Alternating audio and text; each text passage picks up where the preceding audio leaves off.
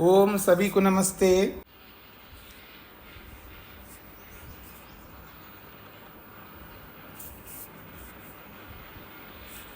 ओम सहना भवतु सहनौ भुनक्तु सह वीर्यं करवावहै तेजस्विनावधीतमस्तु मा विद्विषावहै। ओम शांति शांति शांति। योग दर्शन की कक्षा संख्या 209 है। विभूति पाद के 14वें सूत्र तक हमने विचार किया है। पिछले 14वें सूत्र में शांत, उदित और अव्यपदेश धर्मों को लेकर के विचार किया था।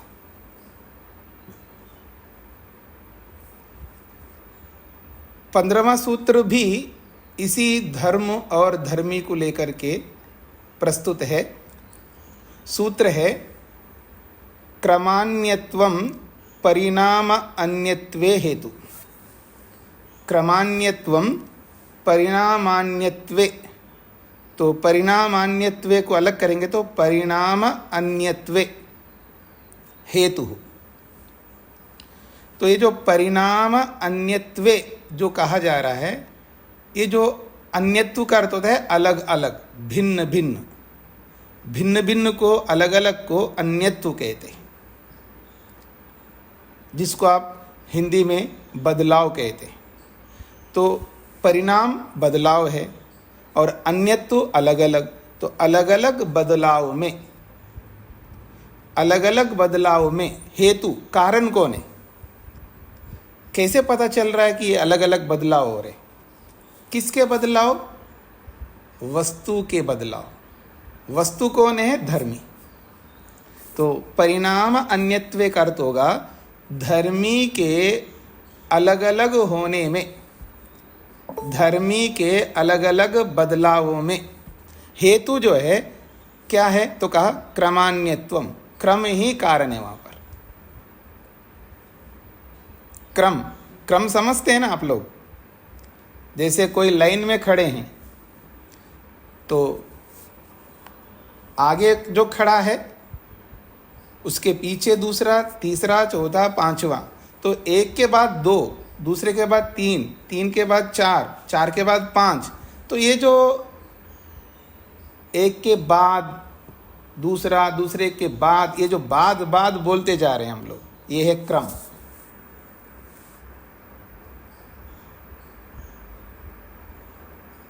आज इसको जैसे छोटे बच्चों को पढ़ाते हैं ना, फजल्स देते हैं अथवा उनको कुछ ना कुछ देते हैं, कार्ड्स देते हैं, अलग अलग चीज़ें देते हैं, तो उनको बोलते हैं इसको क्रम से रखो। अब क्रम से रखने का मतलब क्या है? तो जिसके बाद में जो होना चाहिए उसको वहीं रखोगे ना, फिर उसके बाद जो होना चाहिए उसी को तो रखोगे ना।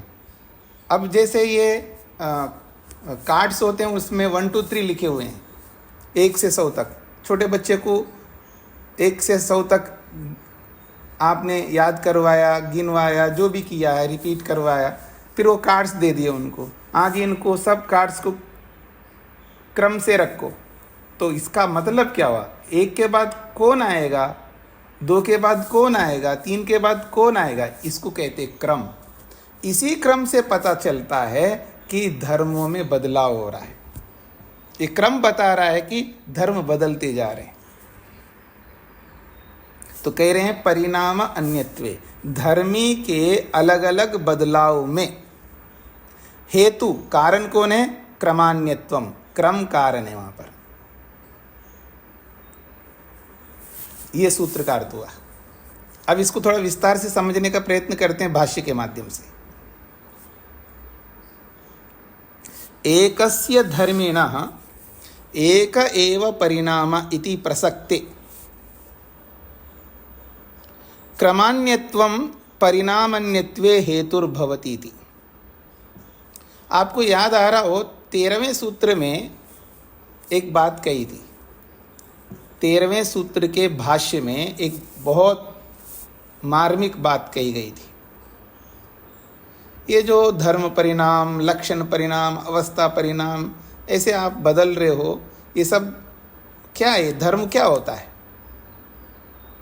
वास्तव में धर्मी ही धर्म है, ऐसा वहाँ पर बताया था। वास्तव में धर्मी ही धर्म है। धर्मों के रूप में जो आप देख रहे हो, धर्म धर्म नहीं है, वो धर्म धर्मी ही है। तो बदलाव कितना है? एक ही तो है, एक ही बदलाव होता है। ये प्रसंग आ रहा है क्योंकि वहाँ एक ही बदलाव को मुख्य माना है। तो वहाँ पर उत्तर दिया है, ठीक है, यथार्थ रूप में एक बदलाव मान लो, लेकिन उस एक बदलाव से व्यवहार नहीं चल सकता। व्यवहार के लिए ये धर्म परिणाम, लक्षण परिणाम, अवस्था परिणाम को भी आपको स्वीकार करना होगा। अब जब उसको स्वीकार करेंगे तो उसका कारण बताना होगा ना आपको। वो कारण यहाँ पर बताया, क्रमान्यत्व। तो प्रश्न किया जा रहा है, उसी बात को दोहराया जा रहा है। ये एक कड़ी है, समझने का प्रयत्न करिएगा। ये जो प्रारंभ से लेकर के अब तक जितने भी हम सूत्र पढ़ कर के आए हैं, ये सब कड़ी हैं, एक के बाद दूसरा, दूसरे के बाद तीसरा। तो इन पूरे प्रसंगों को दिमाग में रखना होता है। मैं ये नहीं कहना चाहता हूँ एक एक शब्द को याद रखना, पर वो जो मूल सिद्धांत हैं, जिसको आप कॉन्सेप्ट कहते हैं, सिद्धांत कहते हैं, उसको हमें हमेशा याद रखना होता है।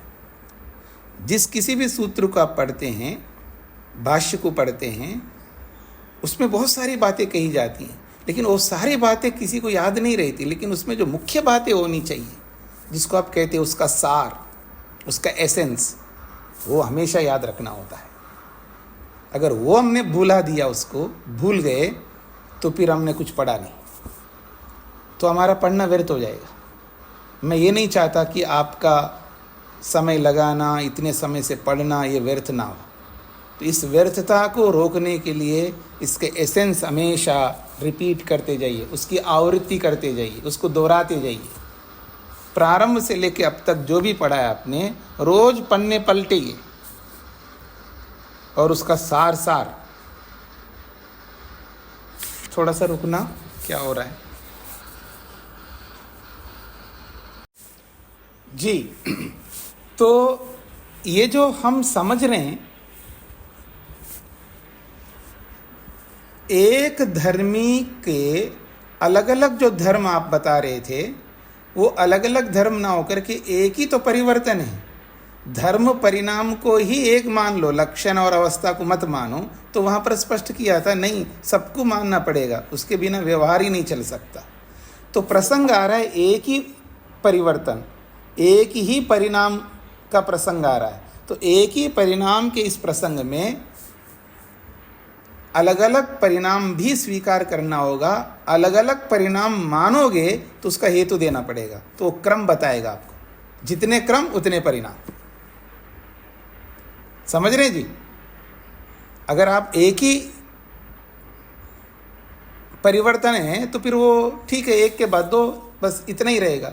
लेकिन अलग अलग आप परिणाम मानते हो, धर्म परिणाम अलग, लक्षण परिणाम अलग, अवस्था परिणाम, तो क्रम उसमें कारण होगा। अगर क्रम हमारे सामने नहीं है तो परिणाम भी नहीं है। तो क्रम के कारण से हमें परिणाम पता चलेगा। इतने परिणाम हुए, क्रमों को देखने से पता चलेगा। क्रम कितने, उतने परिणाम। स्पष्ट हो रहा है? यही कह रहे हैं, एकस्य धर्मिणः एक एव परिणाम इति प्रसक्ते। एक धर्मी का एक ही परिणाम है, ऐसा प्रसंग आने पर ऐसा प्रसंग को स्वीकार नहीं कर सकते।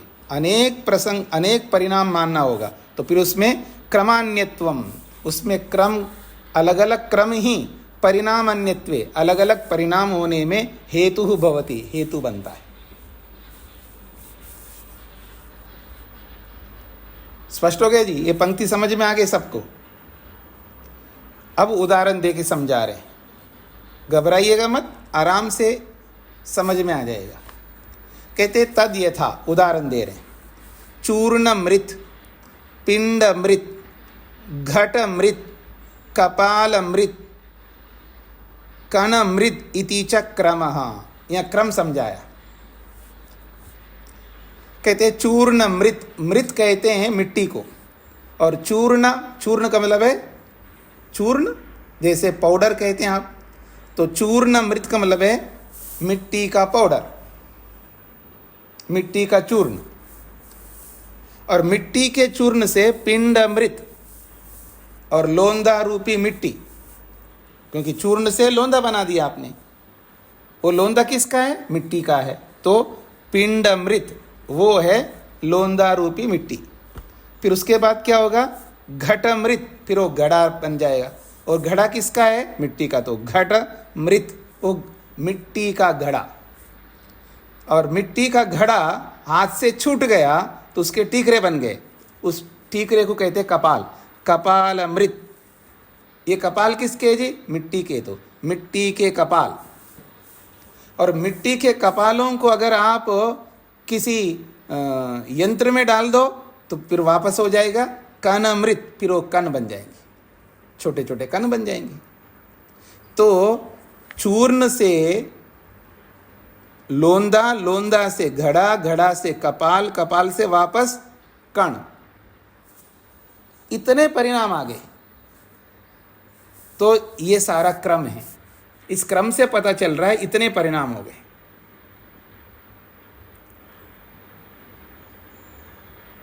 तो इतने परिणामों के पीछे क्रम ही बता रहा है, क्रम ही बता रहा है कि इतने प्रकार के क्रम परिणाम होते हैं। एक ही परिणाम नहीं है, बस मिट्टी से घड़ा बन गए जी तो एक ही परिणाम हो गया, पर एक परिणाम नहीं है, अनेक परिणाम है। मिट्टी से घड़ा बनना एक परिणाम है, एक मोटे तौर पर बोल सकते हो, लेकिन बीच में कितने परिणाम हो गए। और इतने परिणामों के पीछे कारण क्या है? ये क्रम है। क्रम बता रहा है कि इतने परिणाम हो गए। तो ये उदाहरण है। यो यस्य धर्मस्य समनंतरो धर्म स तस्य क्रमः। अब क्रम को समझा रहे हैं। यो यस्य धर्मस्य समनंतरा, जो जिस धर्म का समानांतर है, समानांतर कहते हैं पीछे आने वाला, बाद में आने वाला। तो जो जिस धर्म के बाद में आने वाला जो धर्म है वही तो क्रम है। तो कह रहे यो यस्य धर्मस्य, जो जिस धर्म का समानांतरा बाद में आने वाला जो धर्म है, स तस्य क्रम, वो ही उसका क्रम है। पहले वाला धर्म अलग है, अब उसके बाद में जो धर्म आना है वो बाद में आने वाला धर्म ही के बीच में जो गैप है यही तो क्रम है। इसके बाद ये आ रहा है, तो ये क्रम है। अब इसी क्रम को समझाया जा रहा है। पिंडः प्रच्यवते घटः उपजायते इति। पिंडः प्रच्यवते, मिट्टी से आपने लोंदा बनाया तो लोंदे को पिंड कहते हैं। पिंडः प्रच्यवते, पिंड यानी लोंदा रूप हट गया, घट उपजायते घड़ा प्रकट हो गया। तो लोंदे से घड़ा बनना ये क्या है? तो कहा धर्म परिणाम क्रम, ये धर्म परिणाम का क्रम है। लोंदा रूपी धर्म हट करके घड़ा रूपी धर्म आ गया, तो ये धर्मी का धर्म परिणाम है। मिट्टी रूपी धर्मी का ये धर्म परिणाम है।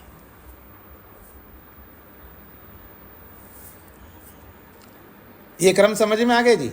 लोंदा रूपी मिट्टी से घड़ा रूपी मिट्टी आ गई, तो ये लोंदे से घड़े के रूप में परिवर्तित हुआ, तो ये मिट्टी रूपी धर्मी का धर्म परिणाम है। हाँ जी, ममता जी। स्वामी जी नमस्ते। स्वामी जी, प्रच्यवते का मतलब क्या है? हाँ जी, प्रच्यवते हट मतलब क्या है? हट जाता है। जी जी। प्रच्यवते हट जाता है, उपजायते प्रकट होता है या उत्पन्न होता है। अब लक्षण परिणाम को समझा रहे हैं। लक्षण परिणाम क्रम, लक्षण परिणाम क्रम क्या होता है? तो कह रहे हैं घटस्य अनागत भावाद वर्तमान भावः क्रमः। घड़े के अनागत स्वरूप से हट करके वर्तमान स्वरूप में आना ही ये क्रम है। घटस्य अनागत भावात, घड़ा कैसे जी? अनागत भाव में होने से। घड़ा अनागत भाव में है, अभी पैदा नहीं हुआ है, अब लोंदा के रूप में दिखाई दे रहा है। कुमार ने उसको लोंदा बनाया, अब वो लोंदे में क्या है? घड़ा विद्यमान है, छुपा हुआ है, अर्थात भविष्य काल में है, बनने वाला है घड़ा, तो उसका अनागत स्वरूप है। तो घड़े के अनागत भाव से या घड़े के अनागत स्वरूप से हट करके वर्तमान भाव, वर्तमान के स्वरूप में आना, ये क्रम है, ये लक्षण परिणाम है। अनागत लक्षण से वर्तमान लक्षण में आना, ये एक क्रम है। तथा और पिंडस्य वर्तमान भावात अतीत भाव क्रम, और जो लोंदा था, पिंड था, वो वर्तमान में था, तो लोंदा रूपी पिंड के वर्तमान भाव से अट करके अतीत भाव, और वो लोंदा जो है वो अतीत में चला गया, ये इसका क्रम है। पिछली बातों को याद कर लीजिएगा। फिर कह रहे न अतीतस्य अस्ति क्रमा, अतीत के बाद में कोई क्रम नहीं है, अतीत के बाद क्रम नहीं है। पीछे बताया था ना, अनागत के बाद वर्तमान आएगा, वर्तमान के बाद अतीत जाएगा, अतीत में जाएगा, फिर अतीत के बाद क्रम नहीं है, पीछे बताया था। उसी को कह रहे हैं न अतीतस्य अस्ति क्रमा, अतीत का क्रम नहीं है। अगर मैं आपसे किसी से पूछूं अतीत का क्रम क्यों नहीं होता,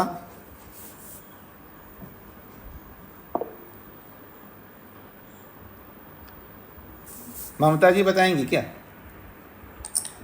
जी आचार्य जी, पूर्व पश्चिम संगति नहीं है। हाँ, पूर्व परता उसमें नहीं होती है, बिल्कुल ठीक है। तो पूर्व परता नहीं, यहाँ लिखा ही है कस्मात, क्यों अतीत के बाद क्रम नहीं होता है? कस्मात अर्थात अतीत के बाद क्रम क्यों नहीं होता है? तो कहा पूर्व परतायाम सत्याम समानंतरत्वम, पूर्व और परता होने पर ही समानंतरत्व होता है।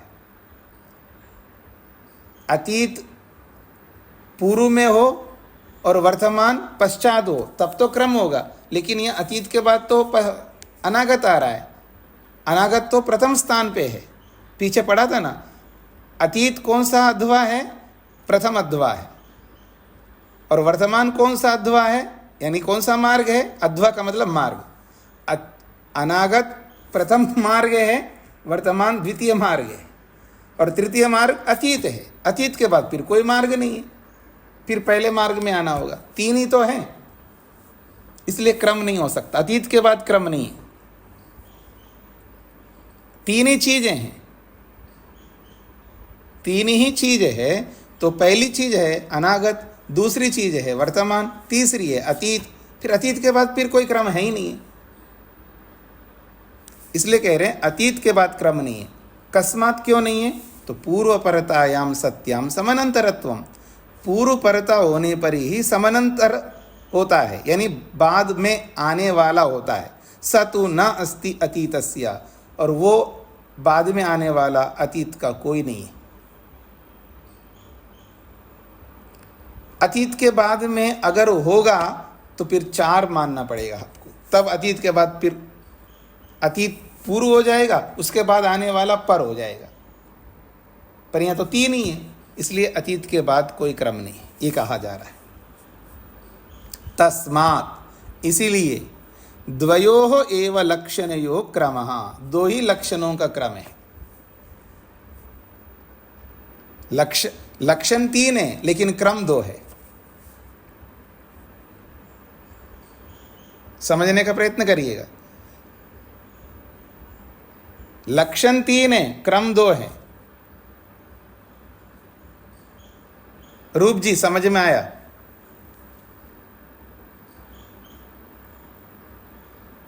लक्षण तीन है और क्रम दो है, ये बात समझ में आई आपको? हाँ जी स्वामी जी। बताइए क्या समझ में आया?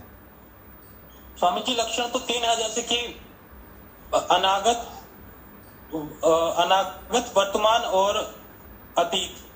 और क्रम है कि अनागत के बाद अनागत के बाद वर्तमान आता है और वर्तमान के बाद अतीत, अतीत के बाद कोई और क्रम नहीं है स्वामी जी। ये तो मैंने बता दिया, वही तो रहा है, लेकिन दो ही क्रम होते हैं, लक्षण तीन है, दो ही क्रम होते हैं, क्यों? इसका उत्तर नहीं दिया आपने। क्योंकि स्वामी जी अतीत के बाद कोई और वो काल नहीं है ना, तीन ही काल है, इसलिए। बिल्कुल ठीक कह रहे हैं आप। तो सब लोगों को समझ में आना चाहिए। ये भले कोई अतीत ना जानता हो, अनागत नहीं जानता हो, वर्तमान नहीं जानता हो, मैं अभी सबको समझाना चाहता हूँ। जो योग दर्शन नहीं पढ़ रहे हैं उनको भी समझ में आ जाए। कैसे? मैं रूप जी को खड़ा किया, ठीक है? रूप जी इससे पहले कोई नहीं है, समझ रहे हैं? रूप जी को खड़ा किया, उनके पीछे तेज नारायण जी को खड़ा किया, तो रूप जी तेज नारायण जी दोनों का एक क्रम हो गया, हो गया। अब तेज नारायण जी के पीछे डॉक्टर विष्णु जी को खड़ा कर दिया। तेज नारायण जी और डॉक्टर विष्णु जी का एक क्रम है, दो हो गए ना क्रम, पर व्यक्ति कितने हैं? तीन हैं। व्यक्ति तीन है, क्रम दो हैं। अब पकड़ में आ गया? अभी भी किसी को समझ में नहीं आए तो पूछ सकते मेरे को। स्वामी जी एक बार और रिपीट कर दीजिए। अच्छा, इसी को रिपीट करना है। जी। मधु जी को खड़ा कर दिया, ऐसे समझ में आएगा। मधु जी के पीछे उनके बहू को खड़ा कर दिया, तो मधु उसके पीछे उनके बहू, तो एक क्रम हो गया। पूर्व परता, पूर्व कौन है? मधु जी, उनके पीछे उनके बहू, तो एक क्रम हो गया। और बहू के पीछे उनके बेटे को खड़ा कर दिया, तो माँ और बेटे, ये दो क्रम हो गए। व्यक्ति कितने हो गए? तीन। क्रम कितने? दो। अब समझ में आ गया? मधु जी अभी भी नहीं आए ना? अब मैं नहीं समझा सकता। मतलब क्रम, स्वामी जी इसी बात को एक बार फिर कहिए, मैं और ध्यान से सुन। देखिएगा ना, ये मेरा हाथ है ना, दिख रहा है मेरा हाथ, इसके पीछे दूसरा हाथ रखा। व्यक्ति कितने हैं? दो है, एक ये और एक ये। इसके बीच में जो गैप है, दोनों के बीच में, मतलब इसके बाद कौन है? ये, तो ये क्रम हो गया। अब तीसरा एक हाथ आ गया, तो ये एक क्रम, वो तीसरा के बीच में एक गैप, दो ही तो गैप हो गए ना। गैप दो ही है ना, ये तीन है, ये चार है, गैप कितने? दो ही है ना। ठीक है, समझ आ गया। जी जी, तो दो ही क्रम है। जी जी। ये जो गैप है ना, पहले वाले व्यक्ति दूसरे वाले व्यक्ति के बीच में जो गैप है, फिर दूसरे और तीसरे के बीच में जो गैप है, यही तो क्रम है। जी जी, अब समझ आ। पर ये क्रम ऐसा है क्योंकि मधु जी को ही पहले रखना होगा, क्योंकि मधु के होते हुए ही बहू आएगी, तो वो दूसरे स्थान पर आ गए। बहू है तो ही बेटा आएगा, वो तीसरा क्रम हो गया, मतलब दूसरा क्रम हो गया। व्यक्ति तीन है लेकिन क्रम दो है। समझ में आ गया जी सबको? जी जी, अब आ गया। तो यही कहना चाह रहे हैं, तस्मात् द्वयो एव लक्षणयो क्रम, दो ही लक्षणों का क्रम है। अनागत के बाद वर्तमान, तो एक क्रम हो गया, और वर्तमान के बाद अतीत, दो क्रम हो गया, और अतीत के बाद फिर कोई क्रम नहीं बनेगा। योगेश जी समझ में आ गया जी? अब आगे बढ़ते हैं। जी, मैं एक सामान्य व्यवहारिक दृष्टांत इसके साथ जोड़ता हूँ। जैसे तीन ऋतुएं अनुभव में आती है, सर्दी, गर्मी और बारिश, तो उसमें संधि काल दो होते हैं। उसी प्रकार अतीत के बाद कोई नहीं होता, तो अनागत से वर्तमान एक हो गया और वर्तमान से अतीत, ये दो, ये लक्षण, ये दो क्रम इस प्रकार से समझ में आते हैं। बिल्कुल ठीक है जी। तथा अवस्था परिणाम क्रमो अपि, दो लक्षण बताए, दो परिणाम बताए, एक धर्म परिणाम बताया और एक लक्षण परिणाम बताया। अब तीसरा परिणाम है अवस्था परिणाम। तथा अवस्था परिणाम क्रमो अपि, जो अवस्था परिणाम का क्रम भी है वो कैसा है? घटस्य अभिनवस्य प्रांते पुराणता दृश्यते। अभिनवस्य घटस्य, अभिनव कहते हैं नया, अभिनवस्य घटस्य, नए घड़े के, प्रांते, प्रांते का मतलब है बाद में, प्रअंते बाद में, बाद में का मतलब है अब चाहे वो 1 सेकंड का भी होता है बाद में, 1 मिनट का भी होता है बाद में, और 1 घंटे का भी होता है, 1 दिन का भी होता है, और 1 साल का भी होता है। जब जिस क्षण में उत्पन्न हुआ वो नया है, अगले क्षण में वो पुराना है। पर उस अगले क्षण की पुरानता को हम पुराना नहीं मानते। हाँ जी, घड़ा है आपके घर में, प्यास लग रही है, मेरे को फ्रिज का पानी नहीं पीना है। घड़ा है घर में आपके विष्णु जी? हाँ जी है। पुराना तो नहीं है? नहीं जी, बिल्कुल नया घड़ा है, बिल्कुल नया घड़ा है। और नया घड़ा बोल रहे हैं और लाए 1 महीने पहले। घड़े को लाए 1 महीने पहले और बोले बिल्कुल नया घड़ा जी, चिंता मत करना, बिल्कुल नया घड़ा है, आपको बहुत अच्छा लगेगा पानी। 1 महीने का पुराना है। घर में आके 1 महीना हुआ है और जहां से खरीद के आए ना वो 6 महीने का पुराना है। कुछ समझ में आ रहा है ना? और जहां से खरीद आए ना वहां भी आए ना, उसके पीछे का देखेंगे तो 1 साल हो गया। आजकल ग्लोबलाइजेशन हो गया, याद रखना। ग्लोबलाइजेशन समझते हैं ना? ग्लोबल, पूरा विश्व एक हो गया आज। तो जब गर्मियां समाप्त हो जाए ना फिर घड़े बनने शुरू हो जाते हैं। फिर जैसे गर्मी आती है ना तो वहां तक बनते बनते तैयार रखते हैं। वो जमाना गया, ग्रामोद्योग बोलते ना आप, ग्रामोद्योग चले गए। अब कौन से उद्योग आ गए? बड़े उद्योग आ गए। तो हम जब बाजार से घड़ा खरीद के लाते हैं, पता नहीं कब बना के रखा होगा, बस इतना है वो यूज़ नहीं हुआ है, वो आपके लिए नया है।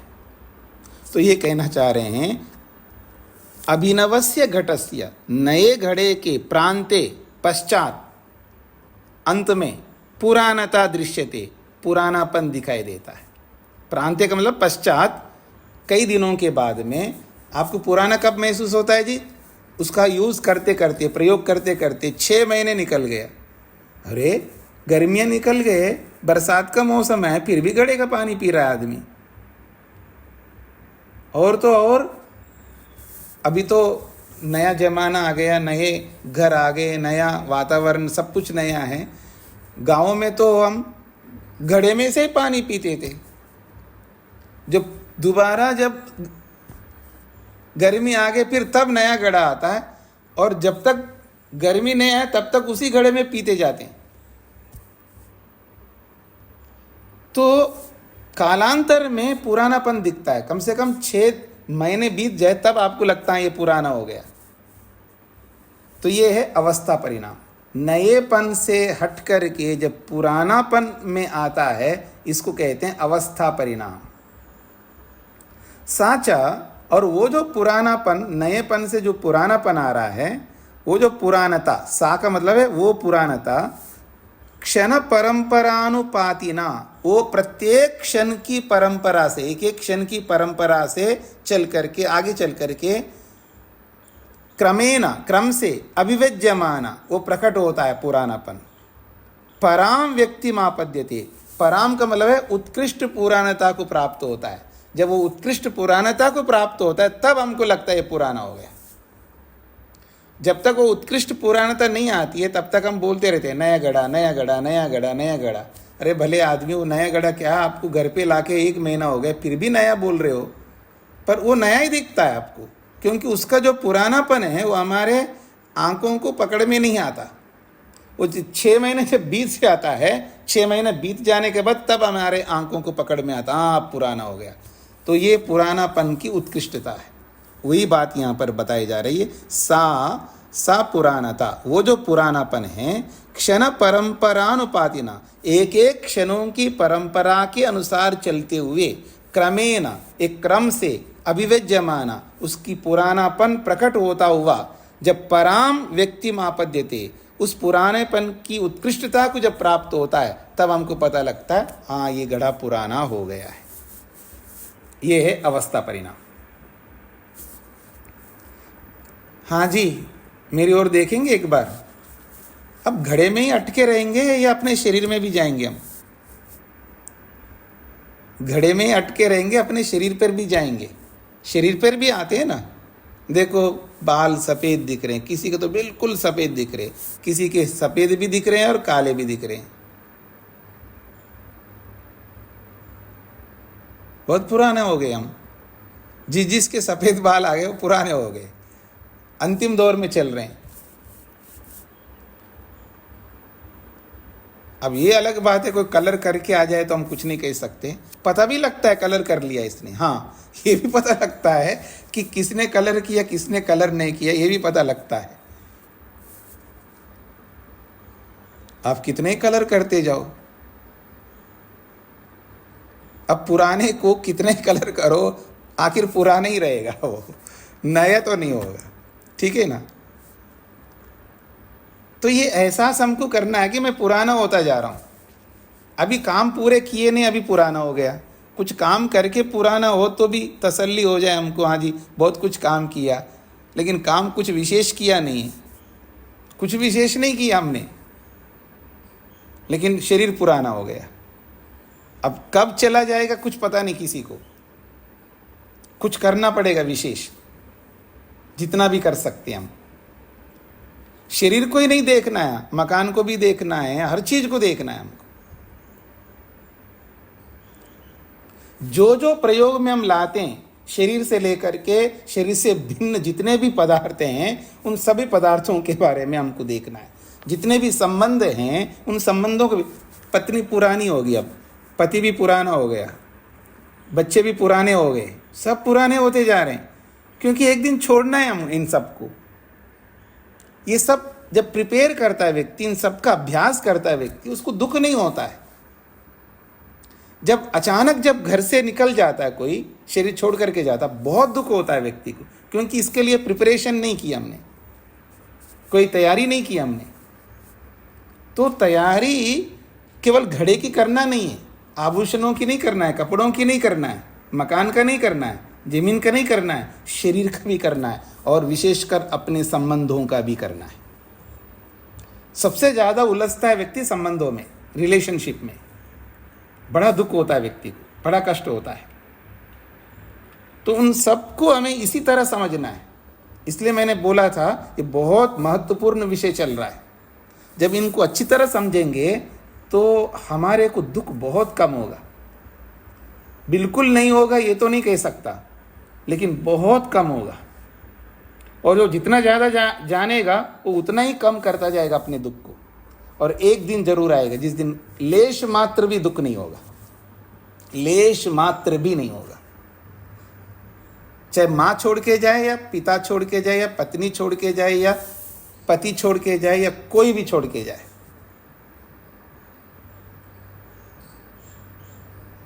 पता चल गया आपको कल कक्षा का समय हो रहा है, ऑन ही नहीं कर रहे, कोई मैसेज भी नहीं आया, तो आपको पता लग गया ये चला गया। कोई आश्चर्य की बात नहीं है, मैं अपने बारे में बता रहा हूँ। ये पढ़ाने वाला ही चला गया, चल बसा। ये सबके साथ, किसी के साथ भी हो सकता है। तो ये जो नए से पुरानेपन, चाहे घड़े को लेकर के चले या हम अपने शरीर को लेकर चले या अपने संबंधों को लेकर के चले, तो ये जब तैयारी हम इस तरह करेंगे तो ये दिमाग में हमारे को तैयारी करते रहना चाहिए। इसको हम निधिध्यासन के नाम से हम करते हैं, इस पर चिंतन करते हैं, मनन करते हैं, विचार करते हैं, एक निर्णय पर लाते हैं। तो ये जो मनन चिंतन जब अपने विषय में करेंगे तो हमें दुख कम होता जाएगा। और हमको ऐसा दुख कम करना है जीवन में आए दुख को दूर करने के लिए। और जब दुख पूरा दूर नहीं हुआ तो कम से कम इस दुख को कम तो करें। और हम लोग क्या कर रहे हैं, दुख को बढ़ाने के काम कर रहे हैं। मैं सबकी बात नहीं कर रहा हूं। हम इतना पढ़ करके, इतना सब कुछ समझ करके, फिर ऐसा कोई इंसिडेंस होता है हमारे जीवन में, हम दुख को दूर ही नहीं कर पा रहे होते हैं। और जब व्यक्ति दुख को दूर नहीं कर पा रहा है, मैं एक ही बात समझता हूँ, बेचारा है, क्योंकि उसने प्रिपेयर नहीं किया, तैयारी नहीं किया। पढ़ता तो जा रहा है लेकिन वो तैयारी नहीं कर रहा है। हमें केवल पढ़ना नहीं है, हमें तैयारी भी साथ करनी है, ताकि कभी भी हमारे जीवन में हमारे निकट का निकट कोई भी हो, जब ये समाचार मिलता है या जब ये हमारे को साक्षात हमारे सामने ही चल बसता है, तो हमें दुख बहुत कम होगा। तात्कालिक थोड़ी देर के लिए हो सकता है आपको, बाद में आप समझा दोगे अपने आप को, क्योंकि तैयारी की हुई है, बिल्कुल नॉर्मल हो जाओगे। फिर आगे की यात्रा शुरू करोगे, परेशान नहीं होगे, स्ट्रेस में नहीं आओगे, चिंताग्रस्त नहीं होगे, डिप्रेशन में नहीं जाओगे, हताश निराशा नहीं आएगी। ये इसके लिए हमें पढ़ना है, ये उसके लिए प्रिपरेशन है। ये वेद व्यास जी को एक घड़े के बारे में बता के क्या करना है उनको? ये तो उदाहरण है। इस उदाहरण को अपने साथ जोड़ना है हमको, अपने जीवन के साथ जोड़ना है, अपने संबंधों के साथ जोड़ना है, तब इसका महत्व है। अन्यथा तो घड़े का ठीक है जी, रोज सुनते हम, रोज का मतलब हर साल देखते हैं, घड़े आते हैं, पुराने हो जाते, फिर नए आते हैं। हम तो गुरुकुलों में परेशान होते हैं, गर्मियाँ आते ही अरे अब इतनी घड़े लाने होंगे, इतने घड़े लाने होंगे। तो ये तो सबके साथ है, किसी को घड़े लाने होते होंगे, किसी को ग्लास लाने होते होंगे, किसी को कुछ और लाने होते होंगे। लाने तो सबको होते हैं। अच्छा भला होता है तो फिर उसको हटा देते, फिर नया ले आते हम घरों में भी, चाहे फर्नीचर हो, चाहे टीवी हो, चाहे कुछ भी हो, मोबाइल हो, चाहे कुछ भी हो, सब लाते हैं, नए लाते हैं। ये रोज़मर्रा के काम है। लेकिन इस रोज़मर्रे में इतना हम करते हुए भी क्यों भूल जाते हैं वास्तविकता को? तो हमें वास्तविकता को नहीं भूलना है। ये सारे काम करते हुए भी हम अपने आप को भुला करके काम कर रहे हैं, फिर इसका कोई अर्थ नहीं है। ये सारे काम हमें करना है, ये अनिवार्य कार्य है, इसके बिना हम जी नहीं सकते। तो इन सबको करते हुए अपने जीवन के साथ उनको जोड़ करके करें तो हमें दुख नहीं होगा। बस इतना ही मैं कहना चाहता हूं। आगे बढ़ते हैं। सागर जी।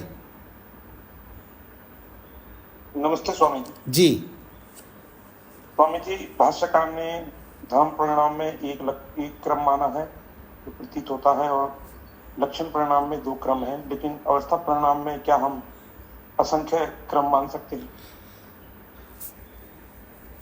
हाँ, मानने को मान सकते हैं, क्योंकि हमारे सामने नया पुराना 2 ही विशेष क्रम है। बाकी वो आप कितने असंख्य मानो, उसमें रहेंगे 2 ही है, नया और पुराना। नया और पुराना एक ही क्रम रहेगा। सागर जी समझ रहे हैं? जी स्वामी। नए और उसके बाद पुराना, तो नए और पुराने के बीच में एक ही क्रम है, एक ही गैप है। अब उसको आप एक मान लो या असंख्य मान लो, लेकिन जाति के रूप में वो एक ही क्रम होगा। जी, अब एक धन्यवाद स्वामी। विशेष बात कही जा रही है, धर्म लक्षणाभ्याम च विशिष्टो अयम तृतीय परिणाम। ये बहुत बड़ी बात कही है।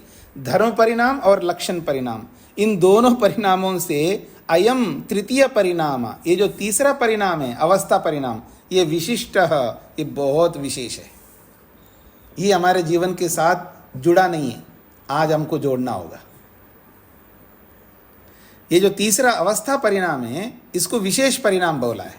धर्म परिणाम ये तो होते रहेंगे, कोई फर्क नहीं पड़ेगा। लक्षण परिणाम होते रहेंगे, कोई फर्क नहीं पड़ेगा। लेकिन फर्क पड़ता है नए से पुराने में जाने पर।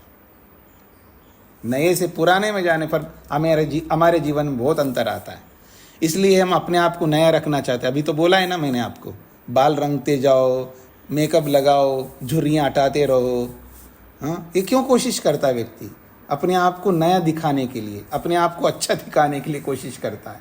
और ये कोशिश करते करते करते एक दिन आता है, अब क्या करूं, अभी इतना बूढ़ा हो गया हूं, हाँ, अब झुर्रियाँ को कितना ही छुपाने का प्रयास करो, पता लग ही रहा है लोगों को मेरे एज का, तो कितना छुपाएगा। लेकिन इतना करता हुआ भी अपने आप को पहचान नहीं रहा है कि मैं इस पुरानेपन पे आया, कब टिकट कट जाएगा कुछ नहीं पता है। फिर भी वो होश में नहीं आता, फिर भी बेहोश में रहता है। ये स्थिति हमारे जीवन में नहीं आनी चाहिए। इसलिए कहना चाह रहे हैं धर्म लक्षणाभ्याम, धर्म परिणाम और लक्षण परिणाम से अयम तृतीय परिणाम विशिष्ट, ये जो तीसरा परिणाम अवस्था परिणाम है बहुत विशेष है। इसको व्यवहारिक तौर पर समझने का प्रयत्न करना है। ये एते क्रमा धर्म धर्मी भेदे सति प्रतिलब्ध स्वरूपा, ये एते क्रमा, ये जो क्रम बताए गए हैं ये सारे के सारे क्रम धर्म धर्मी भेदे सति, धर्म और धर्मी को अलग अलग मानने पर, धर्म को अलग मानो धर्मी को अलग मानो, तो धर्म धर्मी को अलग मानने पर ही ये सारे के सारे क्रम प्रतिलब्ध स्वरूपा, ये उपलब्ध स्वरूप वाले हैं, अर्थात ये प्रत्यक्ष होने वाले हैं, ये प्रकट होने वाले क्रम हैं। जब धर्म को अलग धर्मी को अलग मानेंगे तो ये सारे क्रम हमको समझ में आएंगे, और दोनों को अलग ना मान के एक ही मानो तो कोई क्रम नहीं होगा। और एक ही चीज में क्या क्रम होगा? कम से कम दो वस्तु हो तभी तो क्रम होगा। जब एक ही चीज है, धर्म अलग नहीं है धर्मी अलग नहीं है, दोनों एक ही है, तो एक में कोई क्रम नहीं हो सकता। तो इसलिए कह रहे हैं ये एते क्रमा, ये जितने भी क्रम बताए हैं, चाहे धर्म परिणाम के क्रम हो, लक्षण परिणाम का क्रम हो या अवस्था परिणाम का क्रम हो, ये सारे के सारे क्रम धर्म धर्मी भेदे सति, धर्म और धर्म को अलग अलग मानने पर ही प्रतिलब्ध स्वरूपा, ये प्रत्यक्ष स्वरूप वाले होते हैं, यानी उपलब्ध स्वरूप वाले होते हैं। ये क्रम समझ में आते हैं हमको।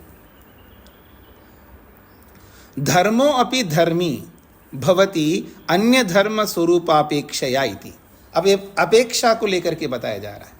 अपेक्षा समझते हैं? अपेक्षा वो होती है कि ये लंबी है जी ये गाड़ी, अरे किसकी अपेक्षा? नैनो की अपेक्षा। भारत में नैनो गाड़ियाँ होती थी ना पहले, आजकल तो नहीं होती है। नैनो गाड़ी होती है ना छोटी सी, तो नैनो गाड़ी की अपेक्षा ये लंबी है, ये बहुत लंबी है, तो किसी छोटी गाड़ी की अपेक्षा ये बहुत छोटी गाड़ी है। आजकल तो वो स्कूटी को भी गाड़ी बना दिया, ठीक है जी, ये बहुत छोटी है, किसकी अपेक्षा? उसकी बड़ी की अपेक्षा छोटी। तो ये अपेक्षा से होता है। तो ये बताना चाह रहे हैं आगे, जिसको आप धर्म कह रहे हैं वो धर्म भी किसी की अपेक्षा धर्मी बन जाता है, और वो धर्मी भी किसी की अपेक्षा से धर्म बन जाता है, ये कहना चाह रहे हैं। तो कहते धर्मो अपि धर्मी, धर्म भी धर्मी बन जाता है अन्य धर्म स्वरूप अपेक्षा, दूसरे धर्म के स्वरूप की अपेक्षा से जिसको हम धर्म कह रहे हैं वो धर्म भी धर्मी बन जाता है। मेरी ओर देखिएगा, आपको समझ में आ जाएगा। देखिएगा, पंचमा भूतों से ये सारी सृष्टि दिखाई देने वाली बनी, तो दिखाई देने वाली सारी सृष्टि जो है धर्म है। किसके? पंचमा भूतों के सामने पंचमा भूत धर्मी है, क्योंकि उसी से ये सृष्टि रूपी धर्म बना है। लेकिन पंचमा भूत भी धर्म बन जाएंगे तन्मात्राओं की अपेक्षा से। तन्मात्राएं धर्मी और पंचमा भूत धर्म, और पंचमा भूत धर्म है और तन्मात्राएं धर्मी हैं, तो धर्मी रूपी पंच तन्मात्राएं भी धर्म बन जाएंगे अहंकार की अपेक्षा से। अहंकार धर्मी और तन्मात्राएं धर्म, और अहंकार भी धर्म बन जाएगा महतत्व की अपेक्षा से। महतत्व धर्मी और अहंकार धर्म, और महतत्व भी धर्म बन जाएगा सत्वर स्तंभ की अपेक्षा से। ऐसे ऐसे सबके साथ लगाना, यही कहना चाह रहे। धर्मोपि धर्मी, धर्म भी धर्मी बनता है। धर्मोपि धर्मी भवति, धर्म भी धर्मी बन जाता है अन्य धर्म स्वरूप अपेक्षा, दूसरे धर्म के स्वरूप की अपेक्षा से। यदा तो परमार्थ तो धर्मिनी अभेदोपचारः, यदि परमार्थ रूप से आप देखेंगे तो धर्मिनी अभेदोपचार, धर्मी में जब अभेद का उपचार करते हैं, धर्मी में अभेद उपचार का मतलब है, देखिए ये जो घड़ा कह रहे हो आप और मिट्टी को जो कारण मान रहे हो, अरे घड़ा ही तो मिट्टी है, मिट्टी तो घड़ा है, ये है अभेद उपचार। यानी उसको मिट्टी कहो या घड़ा कहो एक ही बात है। मतलब मिट्टी अलग है और घड़ा अलग है, लेकिन दोनों को मिला है हमने, क्योंकि मिट्टी में ही तो घड़ा है, घड़े में ही तो मिट्टी है, दोनों अलग तो है नहीं है, लेकिन व्यवहार के लिए अलग है। लेकिन परमार्थ था वास्तविक रूप से मिट्टी कहो घड़ा कहो एक ही बात है। पर मिट्टी को लेकर के व्यवहार नहीं करते हम लोग, घड़े का व्यवहार करते हैं। जो मिट्टी का भी व्यवहार करते, अरे मिट्टी का व्यवहार तब करोगे मिट्टी को जब आप धर्म मानोगे। धर्म का व्यवहार होता है, धर्मी का व्यवहार नहीं होता, याद रखना, समझने का प्रयत्न करना। धर्म का व्यवहार होता है, धर्मी का नहीं। धर्मी तो मूल हो गया। अब सत्वर स्तंभ का कौन सा व्यवहार करते हैं हम लोग? सत्वर स्तंभ से बने हुए महतत्व का व्यवहार करते हैं। महतत्व भी जब आप धर्मी बन जाएगा तो फिर वो कारण के रूप में देखेंगे उसको, कार्य की, क्योंकि महतत्व एक कार्य है। जब उस कार्य को जब कारण के रूप में देखेंगे तो कारण होता है, उसका कोई व्यवहार नहीं होता, वो कारण तक सीमित है। इस तरह आपको समझना है। यदा तो परमार्थ तो धर्मिनी अभेदोपचार, जब धर्मी में अभेद उपचार यानी धर्म और धर्मी को एक ही मान करके उपचार व्यवहार करेंगे, तद द्वारेण स एव अभिधीयते, उसके द्वारा वही कहा जाता है। यानी धर्मी के द्वारा ही धर्म कहा जा रहा है, क्योंकि धर्म और धर्मी अलग नहीं है। धर्मी के द्वारा ही धर्म को बताया जा रहा है, वही उसी से व्यवहार हो रहा है, ये इसका अभिप्राय है। तद्वारेण स एव अभिधीयते, तद्वारेण उस धर्म के द्वारा स एव वो धर्मी ही अभिधीयते कहा जाता है, धर्म के द्वारा धर्मी ही कहा जाता है। धर्म, अब कहते हैं स एव अभिधीयते धर्म, वही धर्म कहा जाता है जो धर्मी है।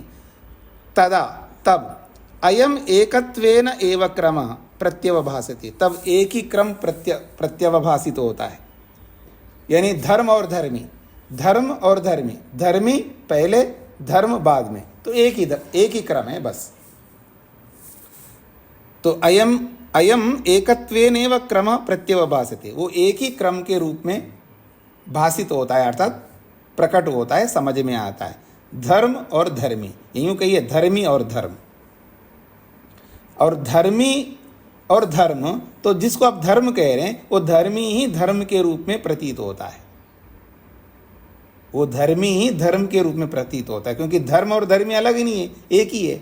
तो धर्मी ही धर्म के रूप में प्रतीत होता है। तो एक को हमने धर्मी बोल दिया और उसी धर्मी को धर्म के रूप में प्रस्तुत कर दिया, बस एक ही क्रम है, ये कहना चाह रहे हैं।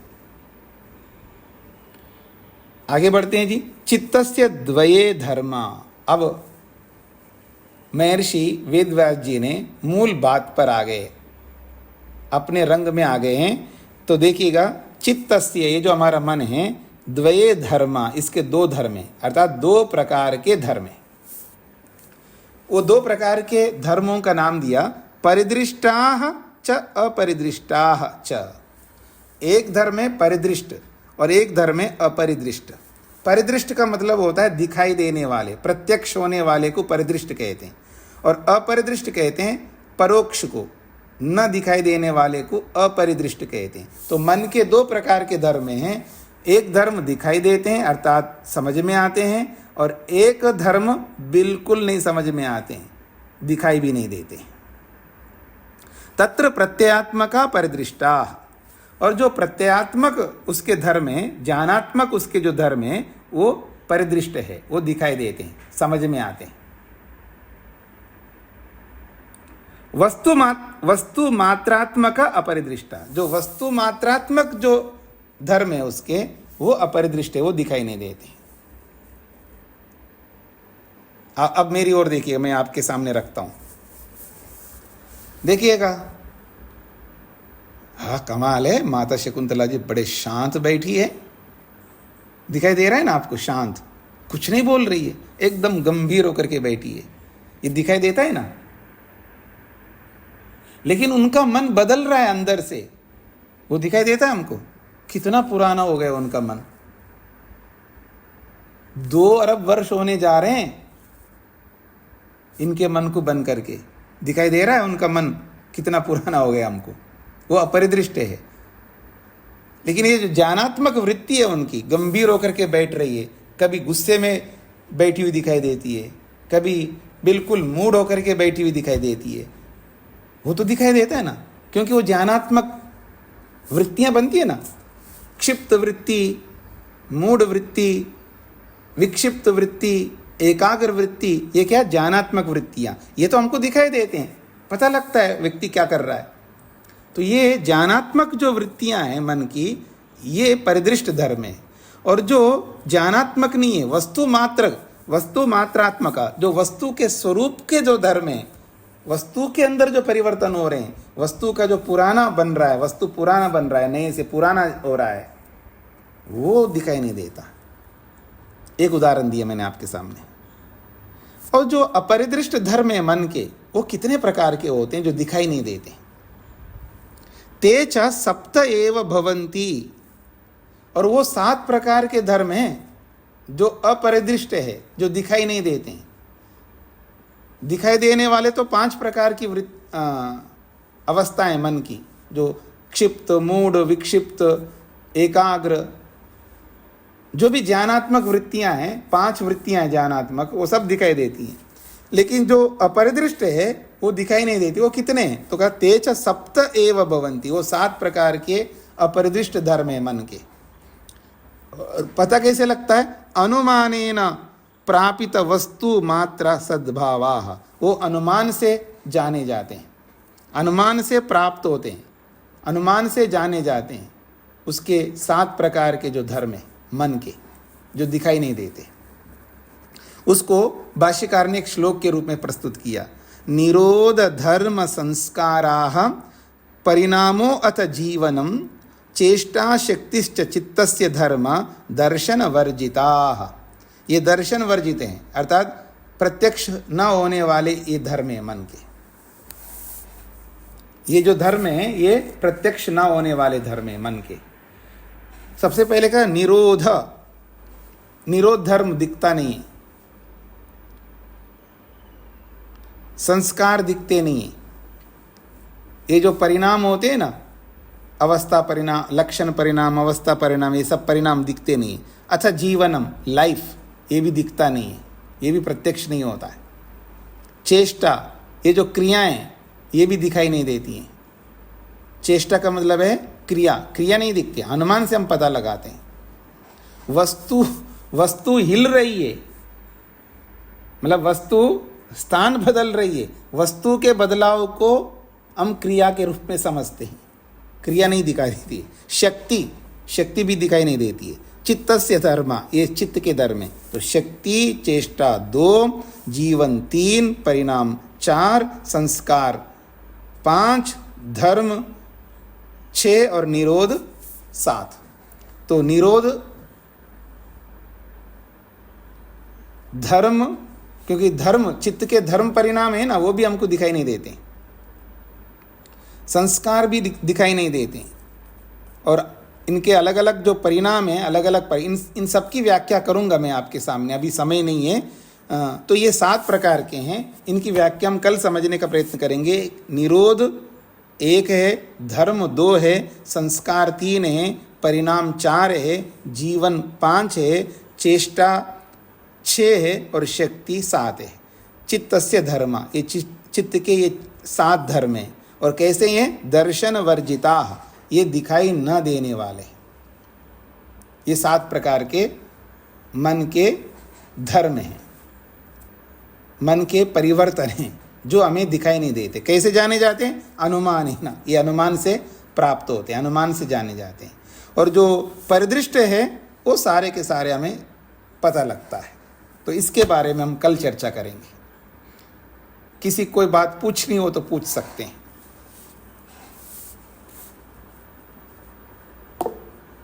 जी शेखर जी। जी प्रणाम स्वामी जी। तो यहाँ तो ऐसे देखिए, जहाँ वृत्ति है वो देखने में आता है, जहाँ वृत्ति नहीं है वो उसका अदृश्य भाग है। हाँ जी, हाँ जी, हाँ जी, हाँ जी। क्योंकि मन के 2 परिवर्तन, एक आंतरिक परिवर्तन, एक बाह्य परिवर्तन। बाह्य परिवर्तन हो गया वृत्तियात्मक परिवर्तन, और आंतरिक परिवर्तन है वो दिखाई नहीं देंगे, वो अनुमान से जाना जाता है।